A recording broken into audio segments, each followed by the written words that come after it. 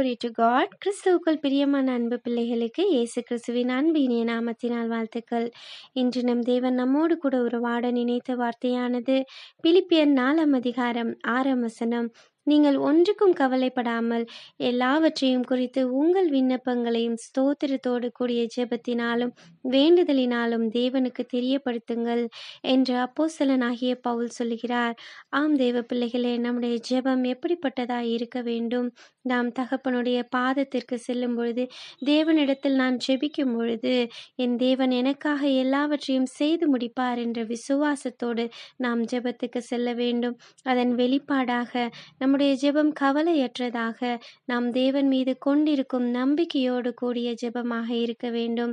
கவலைப்படுகிறதுனாலே உங்களில் எவன் தன் சரீர அளவோடு ஒரு முழத்தை கூட்டுவான்? உங்கள் பிதாவை நோக்கி நீங்கள் வேண்டிக் கொள்கிறதற்கு முன்னமே உங்களுக்கு இன்னது தேவை என்று அவர் அறிந்திருக்கிறார் என்று நம் கர்த்தராகிய இயேசு கிறிஸ்து சொல்லுகிறார்.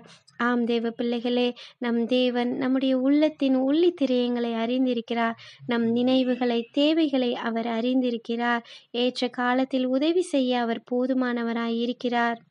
அதனால் இதை கேட்டுக்கொண்டிருக்கும் தேவ பிள்ளைகள், நீங்கள் நன்றியோடு இருதயத்தோடு நீங்கள் இடைவிடாமல் அவரோடு கூட உறவாடி அவர் செய்த நன்மைகளுக்காக செலுத்துங்கள். ஸ்தோத்திரத்தையும் கனத்தையும் மகிமையும் செலுத்துங்கள். இப்படிப்பட்ட பிள்ளைகளாய் நாம் இருக்க வேண்டும் என்பதே கிறிஸ்துவுக்குள் நம்முடைய தேவனுடைய சித்தமாகவும் இருக்கிறது. ஆமேன்.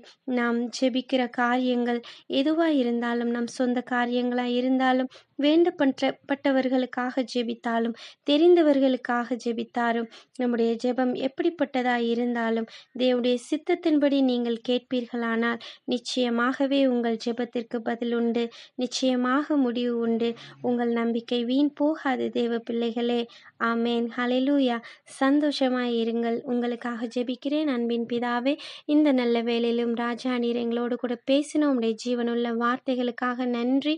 நீங்க அப்பா உம்முடைய பிள்ளைகளுக்காக ஏற்ற வேளையில சகலத்தையும் செய்ய, உம்முடைய சித்தத்தின்படி செய்ய நீங்க போதுமானவராய் இருக்கிறீங்க. அதற்காக உம்மை துதிக்கிறோம், ஸ்தோத்தரிக்கிறோம். உம்முடைய நாமத்திற்கு மகிமை செலுத்துகிறோம் ராஜா. கேட்டுக்கொண்டிருக்கிற ஒவ்வொரு பிள்ளைகளுக்கும் நீங்க ஜெபத்திற்கு பதிலை தருகிறதற்காக நன்றி. இயேசு கிறிஸ்து விலையேறப்பெற்ற நாமத்தில் பிதாவே. ஆமேன்.